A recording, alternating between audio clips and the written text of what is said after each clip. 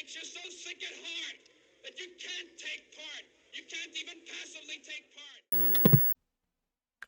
Joe Rogan has been humiliated on his own podcast after an Australian television presenter, Josh Zebs, has made him look like an idiot for continuing this lie that young people who have the vaccine have a higher risk of myocarditis, which there have been some studies which suggested the possibility that that's the case.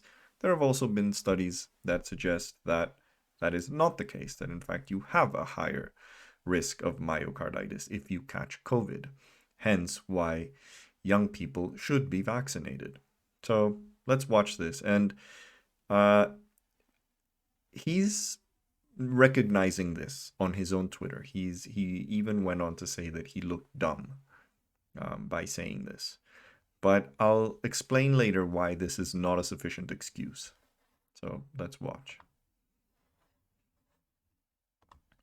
Or there's an adverse risk associated with the vaccine. It's like a 2 to 4-fold increase in the instances of myocarditis. Yes, but you know what? Hospitalization. You know that there's an COVID. increased risk of myocarditis among that age cohort from getting COVID as well, which exceeds the risk of myocarditis from the vaccine. I don't think that's true. I don't think it's true. No. I don't think it's true that there's an increased risk of myocarditis from people catching COVID that are young versus increased risk of myocarditis from the vaccine. No, there is. There's both. Well, let's look that up because I don't think that's true. Myocarditis more common after COVID-19 infection than vaccination. But is this with children? Yeah, we're talking about young people. Men and boys aged under 30 after this is what it says here. With children is the issue. So look how he's changing the goalpost first. He's like, well, no. Is this only about children? No. Is it really about like really young children? I mean, what's next? No. Just like newborns. Well, no, we were talking about 15-year-olds. Well, we're talking about young children. Male, So, yes. 12 to 17. 12 to 17 more likely to develop myocarditis within 3 months of catching COVID at a rate of 450 cases per million infection. This compares to 67 cases of myocarditis per million at the same time following their second dose of Pfizer. Yeah, so you're about 8 times likelier to get myocarditis from getting COVID than from getting the vaccine. That's interesting. Now, that is not what I've read before, but also it's like... Well, wait, this is a guy who has been talking about COVID almost every single friggin' episode of his show has involved COVID in some sense. He is one of the biggest voices of vaccine skepticism, anti-mandates, etc., promoting a certain horse dewormer's use, etc. So this is the guy that people like Aaron Rodgers cite as who told them what treatments to use or whether or not they should take vaccine or not. So Joe Rogan has basically turned himself into, Dr. Rogan of the anti-vax and COVID skeptic community.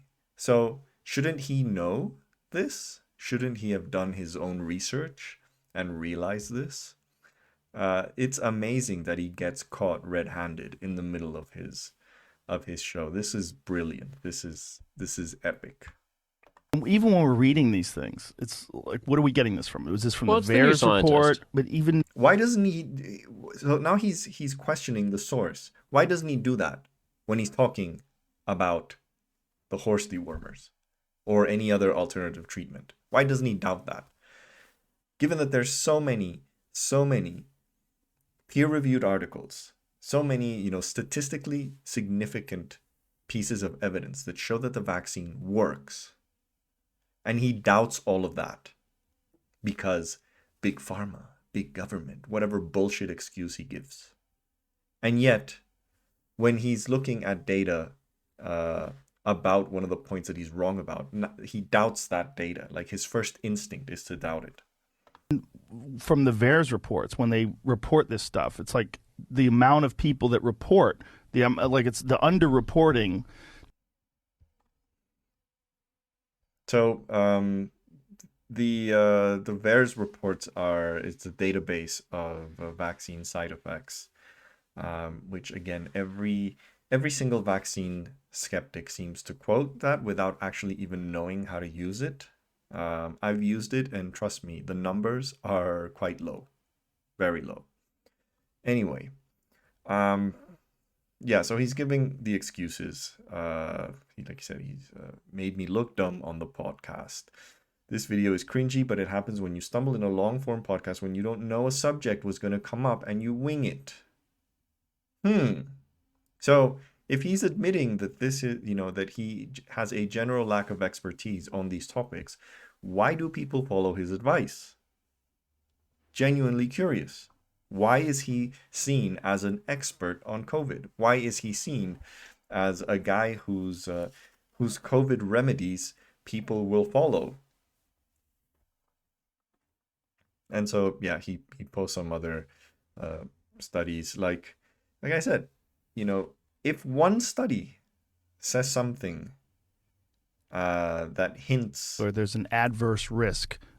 if one study shows a certain pattern, that does not make it definitive.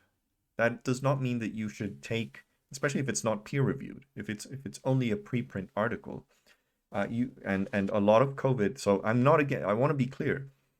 Preprint articles are very useful. Non-peer reviewed articles are very useful in the middle of a pandemic because it means that more information is out there. But it also means that you should not be guiding policy, healthcare policy, on the basis of only preprint, non-peer reviewed articles. You have to wait until you have more conclusive information before then you can make a specific policy recommendation.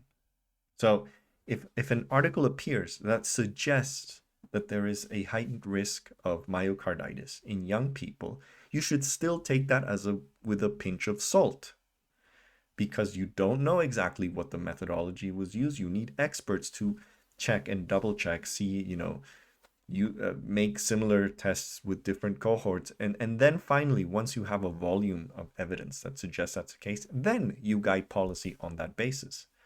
But that's not what Joe Rogan does. That's not what Jimmy Dore does. That's not what any of the other anti-vax morons on the dumb left and on the sort of alt-right, or whatever the hell this new movement is, led by people like Rogan.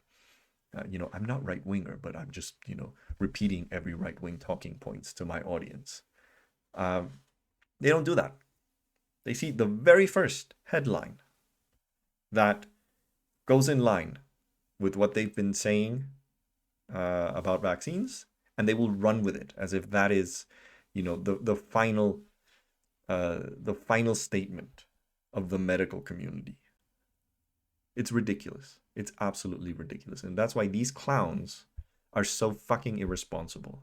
And people who listen to the bullshit that they say are contributing to the spread of misinformation. I'm sorry, but you people are not like a vanguard of again, anti-big pharma crusaders. You're not. You're fucking idiots. That's a fact. But yeah. And again, it is I will give him that. I am glad that he is admitting in his own Twitter account, because if everyone else ran with this, his freaking fanboys would still be like, no, this wasn't like they would use every mental gymnastics in the book to avoid pinning the blame on Rogan. So the fact that he himself is admitting it is a good thing. However, this is not the only point that he's been wrong with. He's been wrong on almost everything related to the pandemic, related to vaccines in particular. Is he going to apologize for all that? Of course he won't. So, yeah, unbelievable. Absolutely unbelievable. But honestly, like, this is the reason why these people need to be engaged. But of course, there's a limit with who they will engage with. We got lucky here that he had one of his hosts willing to bring this up and challenging him. But most of the time, he invites people that won't really challenge him.